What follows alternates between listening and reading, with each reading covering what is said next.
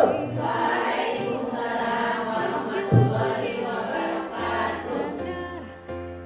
Salatu wassalamu ala asrofil anbiya'i wal mursalin wa ala alihi wa sahbihi ajma'in. Asyhadu an la ilaha illallah wa asyhadu anna Muhammadan abduhu wa rasuluh. Pertama-tama mari kita panjatkan puji dan syukur kehadirat Allah Subhanahu wa taala karena pada siang hari ini alhamdulillah kita bisa berkumpul ya teman-teman. Terima kasih telah meluangkan waktunya. Alhamdulillah kita diberi kesehatan untuk saya bukan mau mengajari, hanya mau berbagi ilmu, sharing dari materi, salah satu materi dalam program pendidikan guru penggerak, ya teman-teman. Tidak lupa salam, sholawat serta salam kita silakan kepada junjungan besar kita Nabi Muhammad Sallallahu Alaihi Wasallam. Dan kita buka kegiatan diseminasi pada hari ini dengan membaca basmalah. Bismillahirrahmanirrahim. Ya, semangat tapi jangan tegang, saya jadi tegang gitu. Kita tepuk semangat dulu ya. Tepuk semangat satu. Yang mana ada semangat satu, yang mana coba? Oke. Ya, tepuk semangat satu. Oi. Yeay, tepuk semangat dua.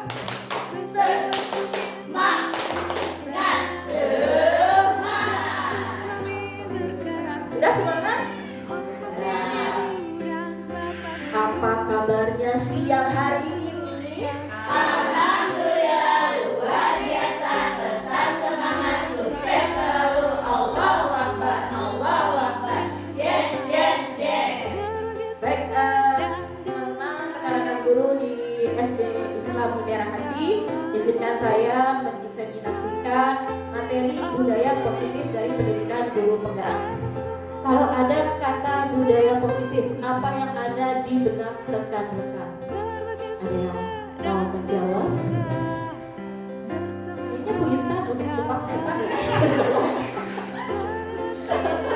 Apa? Karena lihat snack. Gimana Bu Intan? Ayo. Coba lebih keras lagi bisa. Boleh maskernya dibuka dulu. Sesuatu yang baik. Budaya positif, kata Ibu Rini, sesuatu yang baik. Ada lagi? Oke. Kebiasaan positif atau baik. Bu Dewi mau menambahkan? Enggak usah. Nanti ya sesi berikutnya. Ya, tadi ada sesuatu yang baik, budaya apa? Tadi kebiasaan yang baik. Kita klik. Apa itu budaya positif? Jadi betul kata Bu Nani.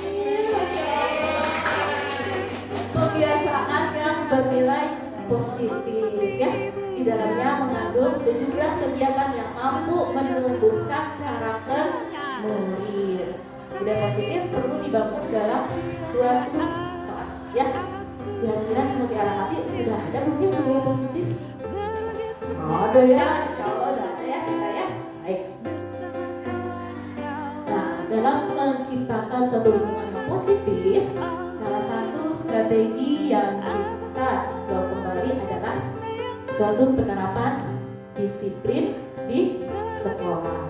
Kalau mendengar kata disiplin, sekarang disiplin tadi budaya positif. Kalau disiplin itu apa? Ada yang punya pendapat? Kulihat? Apa ya? Kalau dengar kata disiplin, apa sih yang berada di benak di otak kita? Kontinuitas, Masya Allah. Sesuai waktu. Apa lagi? Terarah. Terstruktur. Ya. Oke. Sebelum kita bahas disiplin itu apa ya? Ada yang kenal nggak? Ini tokoh di depan? Tahu aja. Kenal belum ya? Nanti kenalannya. Tahu ya siapa beliau? Ini adalah Ki Hajar Dewantara. Teman-teman, tujuan pendidikan kalau menurut beliau Ki Hajar Dewantara adalah memerdekakan manusia. Apa itu merdeka? Apakah berbuat sesuatu sekehendak. Jadi merdeka.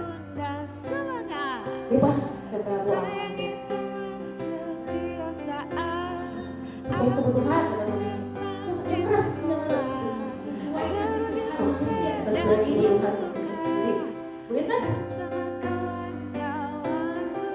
bebas dapat apa? Nah, ternyata menurut Ki Hajar Dewantara, kemerdekaan, di mana ada kemerdekaan, di situ harus ada disiplin yang kuat.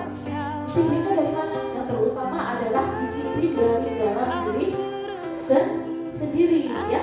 Jadi, di mana ada kemerdekaan, disitulah harus ada disiplin yang kuat. Sungguh pun disiplin itu bersifat self-disiplin. Self-disiplin berarti kita sendiri yang mewajibkan kita dengan sekeras-kerasnya, tetapi itu sama saja sebab jika kita tidak akan melakukan self-disiplin, maka wajib penguasa yang melakukan disiplin. Jadi kalau kita belum sanggup melakukan disiplin diri sendiri, maka kita memerlukan pihak lain untuk mendisiplinkan kita, gitu ya. Itulah arti kemerdekaan kalau menurut Ki Hajar Dewantara. Jadi disiplin di sini adalah disiplin diri sendiri. Nah, inilah yang ingin kita wujudkan dalam kepada murid-murid kita. Disiplin terhadap diri sendiri. Nah, ini ada di sini definisi kata merdeka menurut Ki Hajar Dewantara. Ada yang ngerti kayaknya Bu Intan ya. Merdeka itu jawabannya noramu lepasi pangdama. Kalau sama bacanya min uga kuat kuasa mandiri berjangka. Apa artinya Bu Intan? Di bawahnya ada.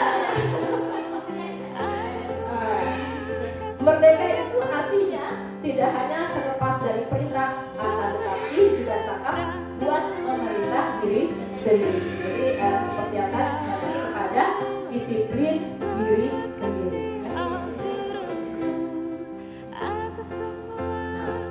Kemerdekaan dalam konteks pendidikan kita saat ini jangan sampai disalahartikan kita merdeka sebebas-bebasnya, gitu ya. Nah, jadi tetap harus ada kontrol, harus ada disiplin.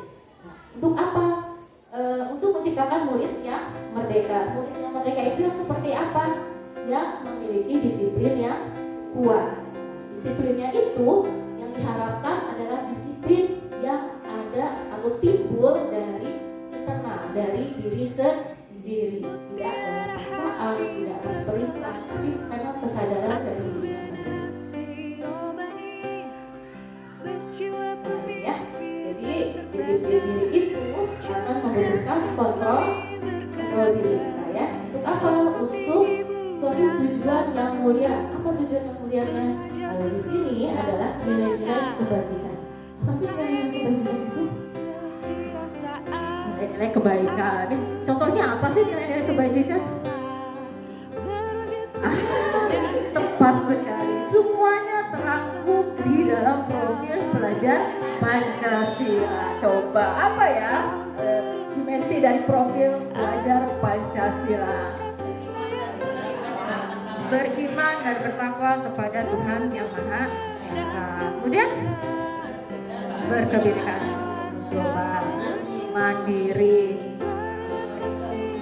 gotong royong, berpikir kritis, mandiri, apalagi kreatif satu lagi ya.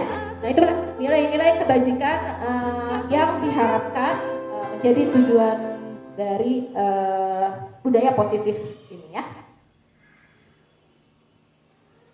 Nah, untuk menjalankan suatu disiplin kita perlu motivasi nih ya. Kalau menurut Diana Kusen ya, dalam bukunya Restructuring School Discipline itu ada 3 motivasi perilaku manusia. Yang pertama, untuk menghindari ketidaknyamanan atau hukuman. Kemudian motivasi yang kedua, untuk mendapatkan imbalan atau penghargaan dari orang lain. Yang ketiga, untuk menjadi orang yang mereka inginkan dan menghargai diri sendiri dengan nilai-nilai yang mereka percaya. Nah, coba kita sekarang berkaca pada diri sendiri. Kalau kita melakukan sesuatu, kita datang misalnya ke sekolah tepat waktu, mengajar, Itu motivasinya apa sih dari 1, 2, 3 ini? Untuk tidak mendapatkan hukuman kah agar tidak dipotong transportnya? Salah satunya, salah duanya. Untuk agar nilai KPI-nya baik, penghargaan, salah duanya ya, salah tiganya. Ini sebenarnya ya yang ideal gitu ya, ideal mah yang ini nomor 3 ya, untuk menjadi orang yang bukan mereka maksud di sini orang yang kita inginkan gitu ya, untuk menjadi pribadi yang kita inginkan, menghargai diri sendiri gitu ya, seperti itu. Udah ke yang nomor 3 belum? Kalau menjalankan suatu peraturan atau suatu disiplin, apa masih ke 1 sama ke-2? Salah tidak. Oke. Nah, untuk mewujudkan suatu budaya positif di suatu lingkungan sekolah, kira-kira kita memerlukan apa bentuk realnya agar tercipta suatu disiplin? Biasanya kita suka membuat apa ya? Aturan yang jelas. Aturan sekolah ada di Mutiara Hati. Contohnya apa sih aturan sekolah? Masuk jam 7 tepat. Ada hukuman atau ada konsekuensi? Ya, pura-pura ada.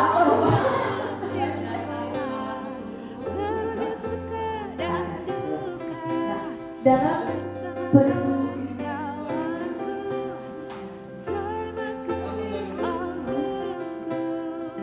ya, jadi gimana? Kita punya aturan sekolah nggak? Punya. Apa salah satunya aturan dari sekolah kita? Masuk jam 7. Ada hukuman, konsekuensi nggak? Apa konsekuensinya kalau telat siswanya? 3 kali berturut-turut dipulangkan. Ya. Dalam pendidikan guru penggerak ini ada suatu bentuk dari penerapan atau implementasi budaya positif. Ya. Kalau biasanya kita mengenal dengan namanya peraturan. Kalau di sini namanya adalah keyakinan kelas. Ya. Apa sih keyakinan? Nah, sini saya akan berikan contoh apa itu keyakinan kelas yang saya coba implementasikan di kelas A.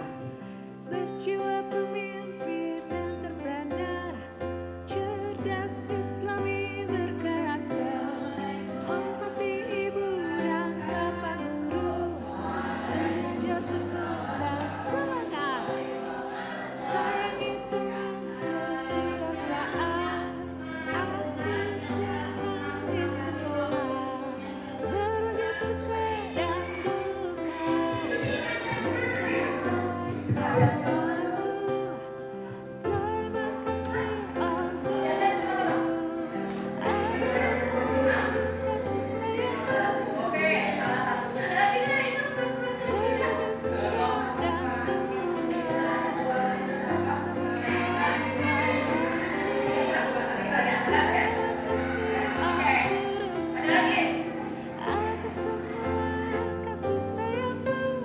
Ya, saya sambil menjelaskan ya, khawatir tidak terlalu terdengar. Jadi awalnya memang anak-anak diajak untuk membuat suatu peraturan kelas. Biasanya kita memang suka membuat ya peraturan kelas di awal tahun ya. Nah, peraturan kelas ini apakah gurunya, keinginan guru, oh peraturannya ini A, B, C, D, atau hasil rembukan biasanya dengan anak-anak? Biasanya hasil rembukan, hasil musyawarah dengan anak-anak ya, itu memang sudah biasa kita lakukan. Nah di sini karena memang peraturan kelasnya sudah terbentuk, nah di sini saya mencoba untuk mengajak anak-anak meyakini, gitu ya, meyakini peraturan kelas yang sudah disepakati bersama seperti itu. Jadi mengulang dulu, mengingat apa saja peraturan kelasnya.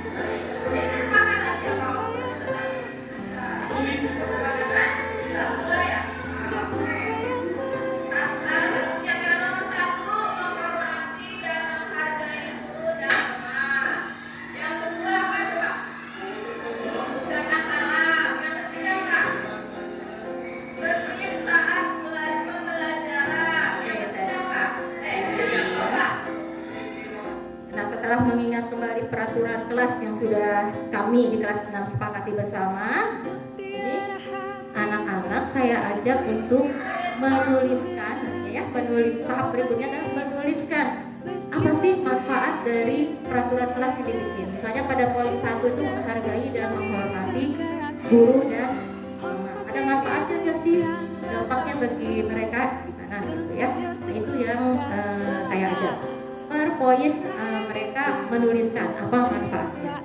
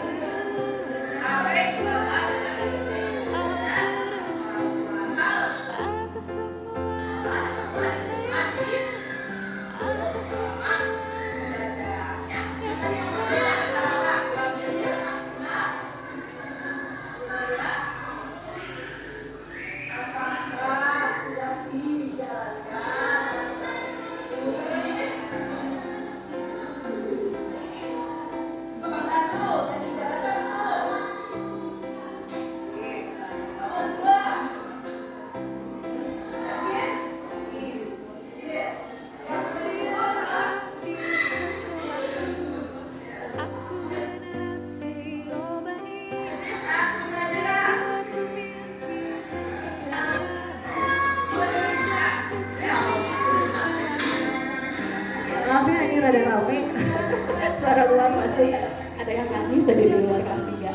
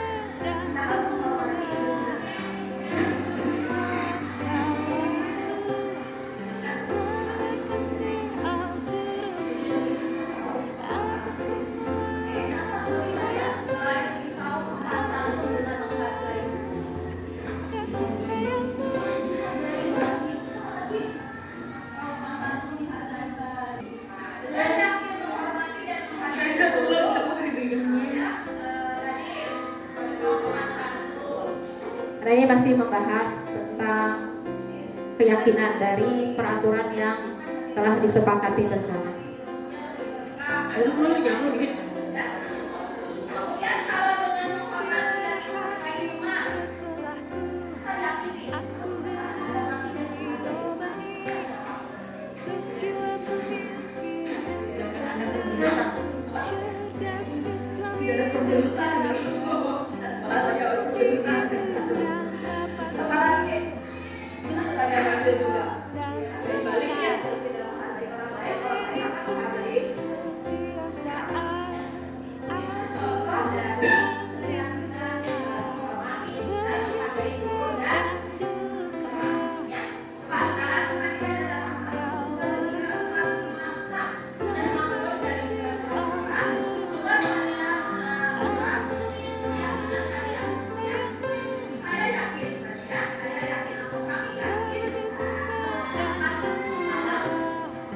Hasil dari, jadi setiap kelompok membahas satu keyakinan dari peraturan kelas.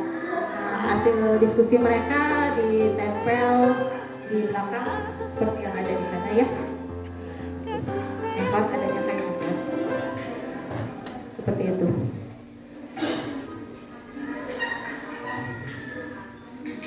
Nah, nanti setelah kegiatan ini tahap selanjutnya adalah saya mengajak anak-anak menyebutkan bentuk dari keyakinan kelas tersebut. Misalnya kalau menghormati dan menghargai, kalau di modul yang saya pelajari itu namanya tampak seperti gitu ya, tampak seperti, berarti bentuk yang terlihat, bentuk yang apa? Yang merupakan dari kegiatan tersebut. Saya kalau menghormati dan menghargai guru, bentuk kegiatannya apa sih? Nah, ya. Misalnya apa? Mendengarkan, tadi nanti ada yang jawab, mendengarkan saat guru berbicara. Terus nanti mereka juga akan membahas yang tidak tampak seperti. Kalau tidak tampak seperti berarti yang bukan perwujudan dari peraturan tersebut, dari keyakinan tersebut. Kalau berarti yang tidak, kegiatan yang tidak menunjukkan menghargai guru itu apa gitu. Seperti itu.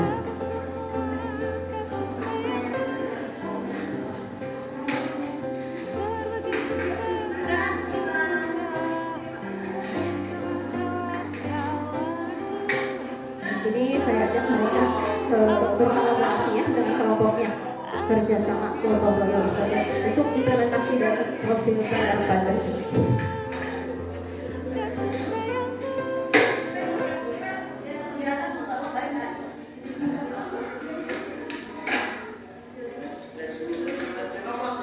Luar biasa mereka tuh ya, hasilnya nanti rekan-rekan bisa lihat ya di belakang.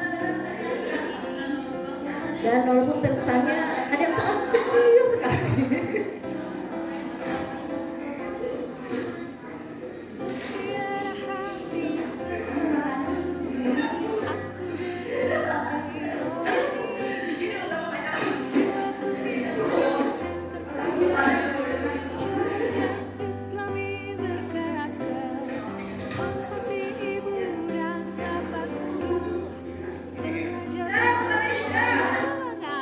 Keluarin dulu ya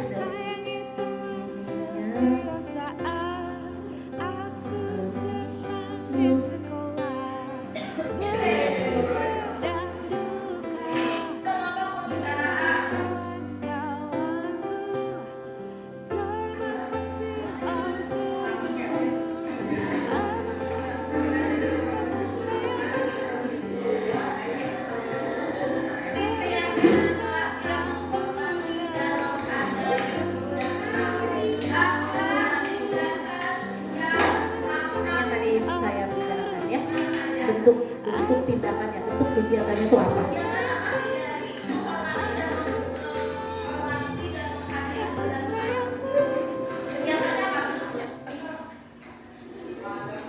Nah, nanti hasil diskusi mereka sama ditempel juga di display biar nanti mereka bisa baca lagi.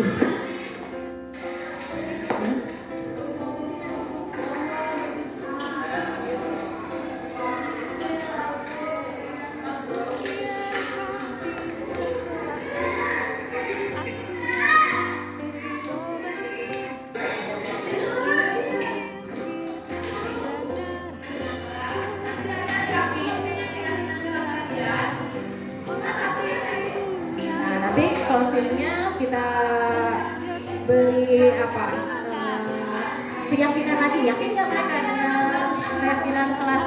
Jadi nanti istilahnya diganti, bukan peraturan kelas lagi, tapi lebih kepada keyakinan kelas seperti itu.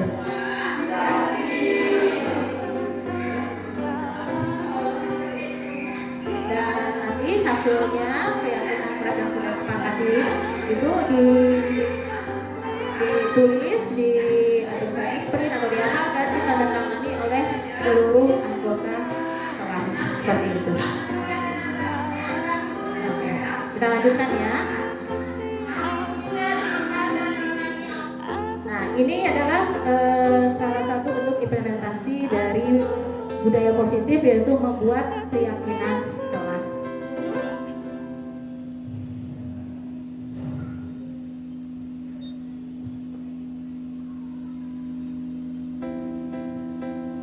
Nah, sekarang mengapa keyakinan kelas? Mengapa tidak peraturan kelas saja? Ada yang punya pendapat? Boleh? Bu Indi punya pendapat? Bu Indi? Bu Rini?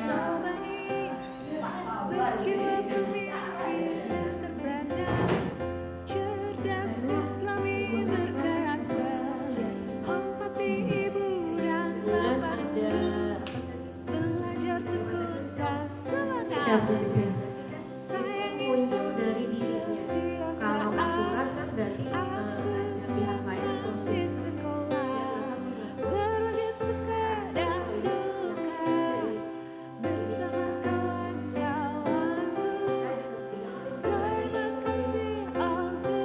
Masya Allah, tepuk tangan buat Bu Rini. Terima kasih Bu Rini. Iya, betul ya. Jadi motivasinya biar muncul dari diri sendiri, disiplinnya itu muncul dari diri sendiri ya. Kalau sudah yakin dengan dirinya, mereka akan lebih semangat nggak menjalankannya? Lebih semangat ya, lebih sadar gitu ya. Tidak harus diingatkan terus, itu kan keinginan kita ya, nanti lama-lama terbentuk karakter seperti itu ya. Jadi seseorang akan lebih tergerak dan bersemangat untuk menjalankan keyakinannya daripada hanya sekedar mengikuti serangkaian aturan tertulis tanpa makna. Kalau hanya buatkan peraturan, suka berat gak kita menjalankannya? Berat ya. Kalian kayak lihat deretan itu aja ya, poin-poin juga kayak berat gitu ya. Harus itu tuh self disiplinnya ya. Kan dulu ya sebagai seorang guru ya. Dekat. Nah, ada hukuman, ada konsekuensi, dan ada istilah restitusi. Apa itu hukuman?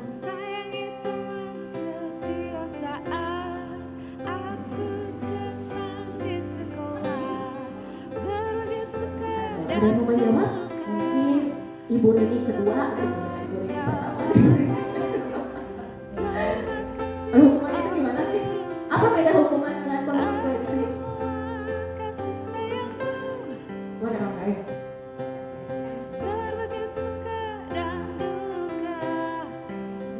Kasih mic-nya kepada Ibu Kepala Masuknya. Di situ sih itu biasa.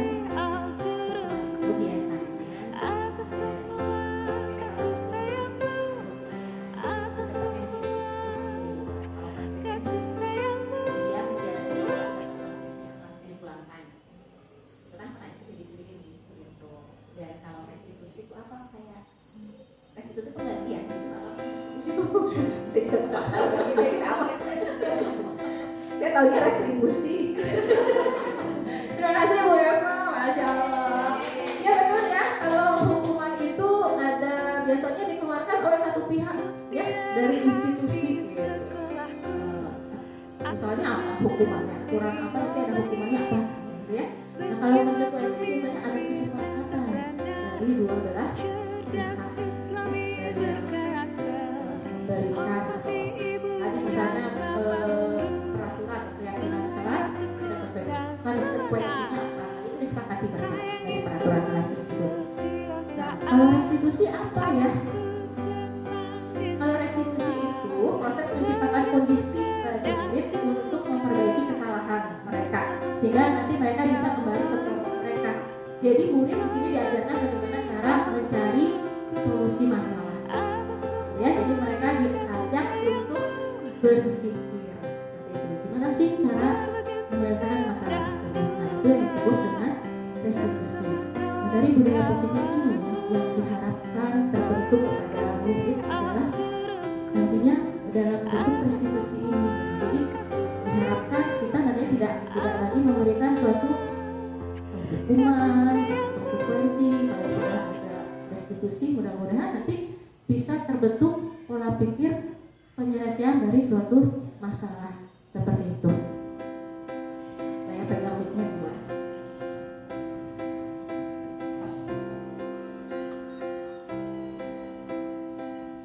Nah, kalau ada pelanggaran ya, tadi ya, biasanya ada hukuman atau ada konsekuensi. Itu bentuk dari suatu tindakan ya. Nah, ini kalau hukuman itu bisa bersifat tidak terencana atau tiba-tiba. Kemudian anak atau murid tidak tahu apa yang terjadi dan tidak dilibatkan dalam membuat aturan tersebut, ya, hukuman tersebut. Bersifat satu arah. Kemudian hukuman yang diberikan bisa berupa fisik, ya. Kamu stop jam 10 kali fisik ya, fisik kamar mandi. Kemudian psikis, ya. Atau dengan kata hukuman dengan kata-kata? Ada ya, biasanya ya. Secara tidak sadar gitu, biasanya suka mengeluarkan kata-kata yang menyakiti.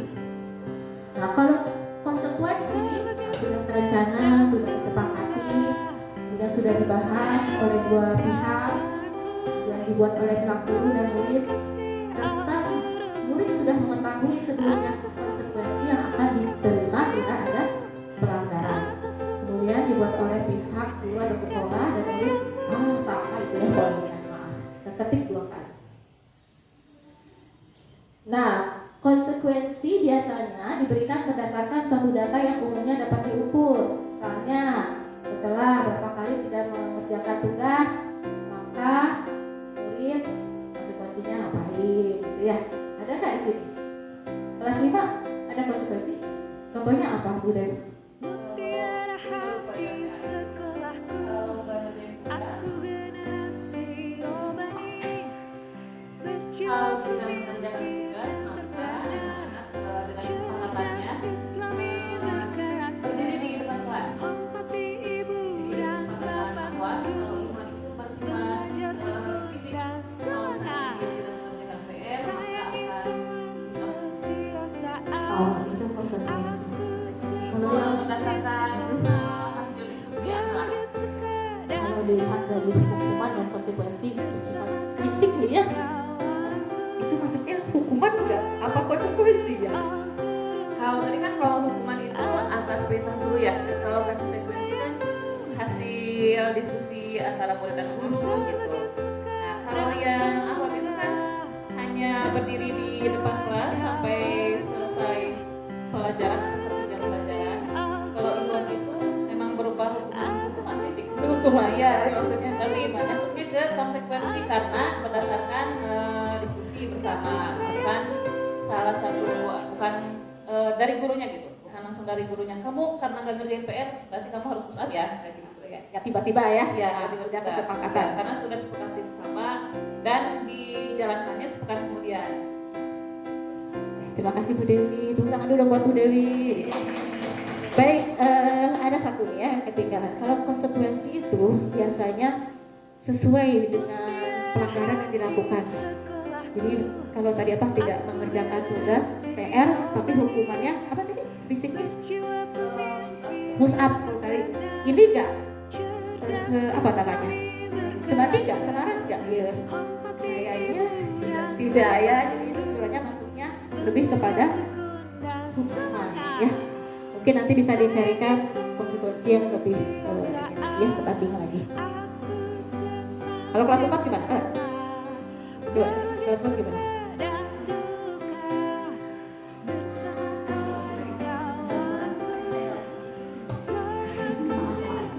Kalau misalkan kelas 4 itu konsekuensinya ini sudah disepakati ya antara guru sama murid. Kalau misalkan tidak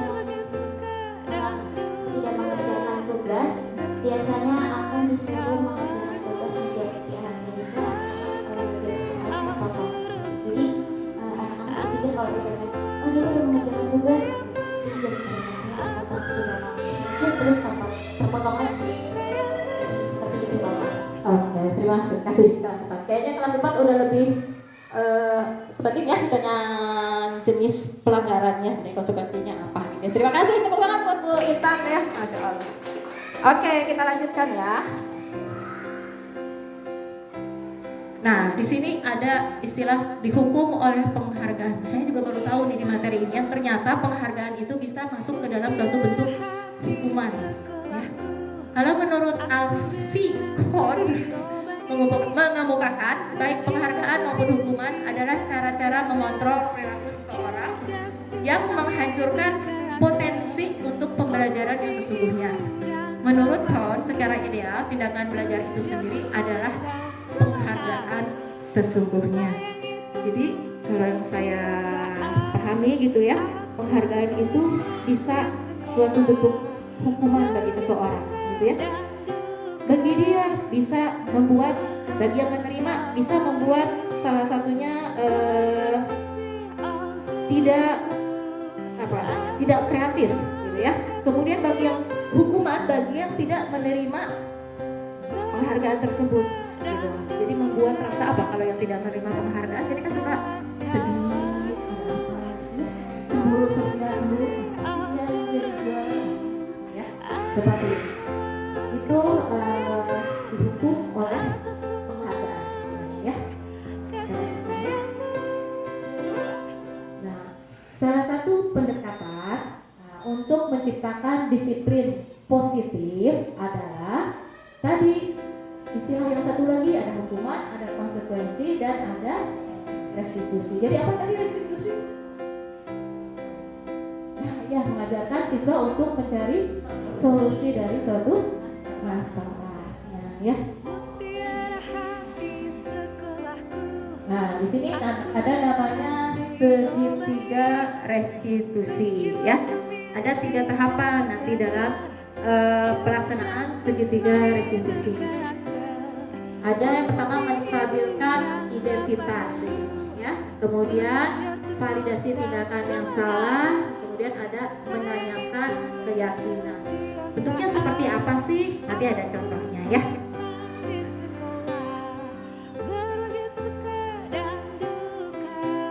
Nah, ini ada salah satu contoh penerapan segitiga restitusi dalam penanganan kasus di sekolah.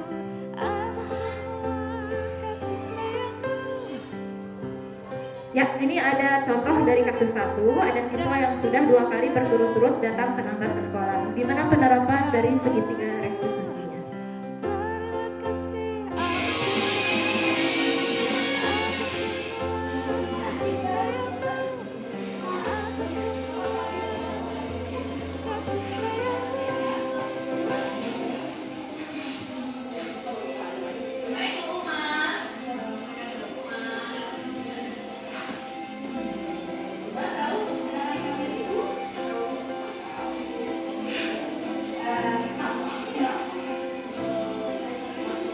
Validasi tindakan yang salah. Jadi anak biar tahu dulu kesalahannya itu apa sih, benar nggak dia melakukan kesalahan, sadar nggak?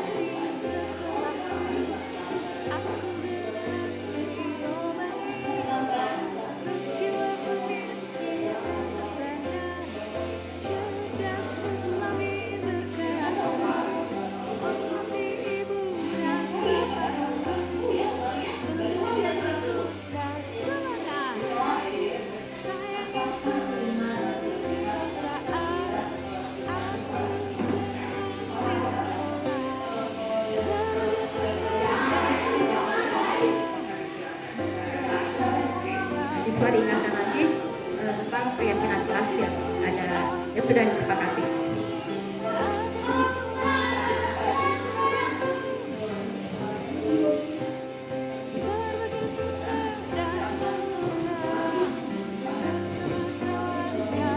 Tanya lagi anaknya biar bisa bangun lebih pagi. Gimana caranya? Jadi kan diajak untuk berpikir, ya.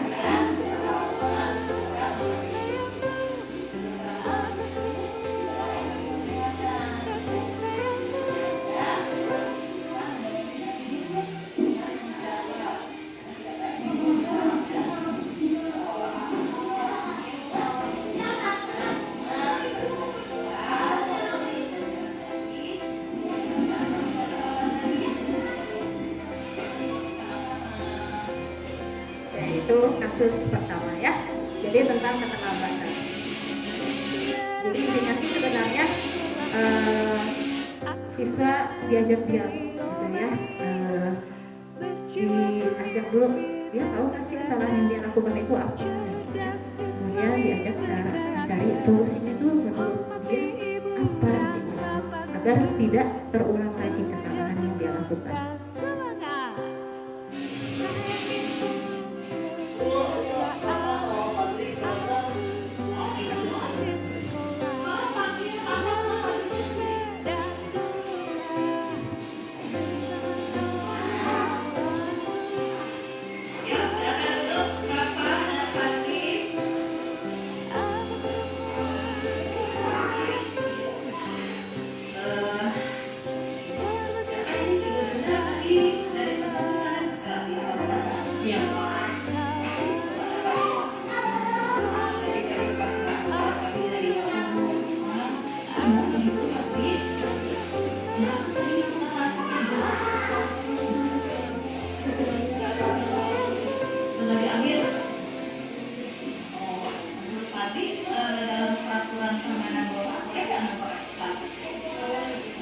ada konsekuensi apa? Nah, maka ini oke, jadi yang dilakukan Fadli benar atau salah? Bagaimana cara Fadli melakukan?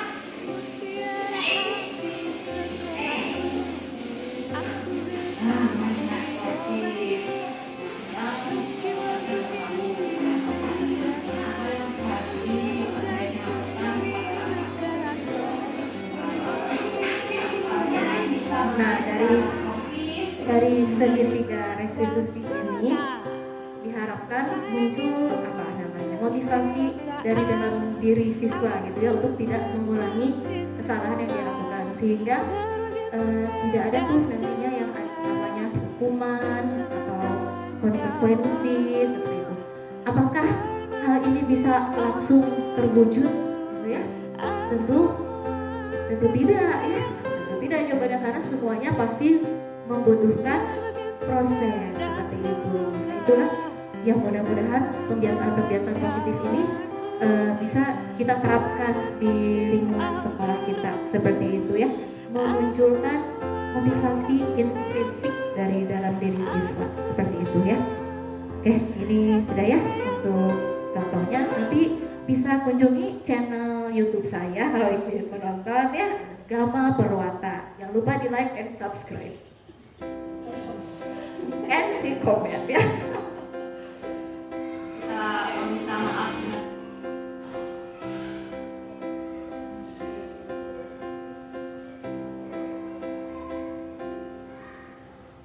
Mutiara hati sekolahku, aku generasi Robani. Nah, jadi diulang sedikit ya, dalam segitiga restitusi itu ada tahapan menstabilkan identitas. Contohnya, setiap orang pasti pernah melakukan kesalahan. Kita guru boleh mengucapkan itu nanti pada saat menstabilkan identitas gitu ya. Kamu bukan satu-satunya pernah melakukan ini misalnya. Ibu juga pernah loh terlambat misalnya, seperti itu ya. Kemudian validasi tindakan yang salah. Nah, kamu tentu punya alasan kenapa kamu melakukan hal itu seperti itu ya. Kemudian menanyakan keyakinan keras apa yang sudah kita sepakati. Terus kamu ingin jadi orang seperti apa sih? Itu salah satu contoh pertanyaan-pertanyaan. Nah, saya yakin ibu-ibu guru di Mutiara Hatimah pinter-pinter lah ya, cerdas-cerdas untuk memantik, stimulus ya agar siswa berpikir kritis seperti itu. Oke, kita lanjutkan sedikit lagi ya teman-teman. Tadi contoh sudah. Nah, sekarang posisi kontrol seorang guru. Nah, ada posisi sebagai penghukum. Dikit-dikit, kamu nggak salah, udah push up 10 kali misalnya, langsung gitu ya. Ada pembuat merasa bersalah. Nah ya, coba kira-kira kalimat apa yang biasa keluar kalau membuat orang merasa bersalah? Ibu kecewa nih kamu melakukan itu, nah gitu ya. Kemudian ada teman. Kalau teman gimana? Contoh. Kalau sebagai seorang teman biasanya kalau ngajak siswa,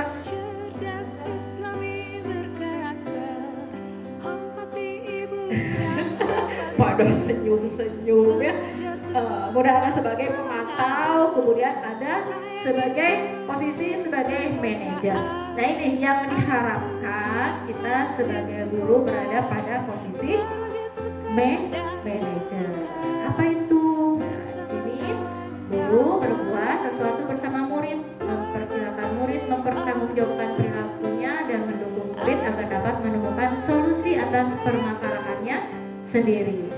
Posisi manajer mengacu pada restitusi yang dapat menjadikan murid sebagai manajer bagi dirinya sendiri sehingga tercipta identitas positif pada diri murid seperti itu. Jadi kan kalau manajer mah ya nanya-nanya ya, yakin gak kamu supaya bisa kamu lakukan supaya tidak terulang lagi seperti itu. Wah sudah, thank you ya, alhamdulillah. Jadi itulah materi budaya positif yang bisa saya bagikan kepada teman-teman di SD Mutiara Hati seperti itu. Jadi posisi apa yang sebaiknya kita sebagai seorang guru? Manajer. Kemudian apakah tindakan yang akan kita lakukan sebaiknya nih ya? Apakah memberikan hukuman? Apakah memberikan konsekuensi? Atau restitusi? Restitusi ya, mudah-mudahan kita secara pelan-pelan berproses bisa menuju ke yang lebih baik, bisa mewujudkan, membentuk anak-anak kita lebih memiliki budaya positif yang muncul dari motivasi dirinya sendiri. Seperti itu mungkin teman-teman, terima kasih atas perhatiannya. Wassalamualaikum warahmatullahi wabarakatuh.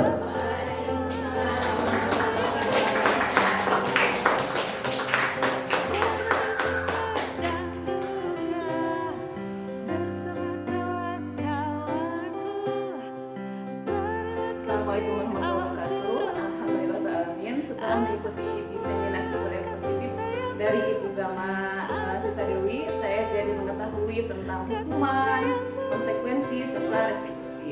Dan sebaiknya di sekolah itu diterapkannya adalah restitusi. Karena dengan restitusi, anak-anak bisa mencari sendiri solusi tentang permasalahan yang dihadapinya sendiri. Gitu, terima kasih. Wassalamualaikum warahmatullahi wabarakatuh. Assalamualaikum warahmatullahi wabarakatuh. Perkenalkan, nama saya Rini Rahmayani. Alhamdulillah hari ini saya berkesempatan menghadiri diseminasi budaya positif yang disampaikan oleh Ibu Gama.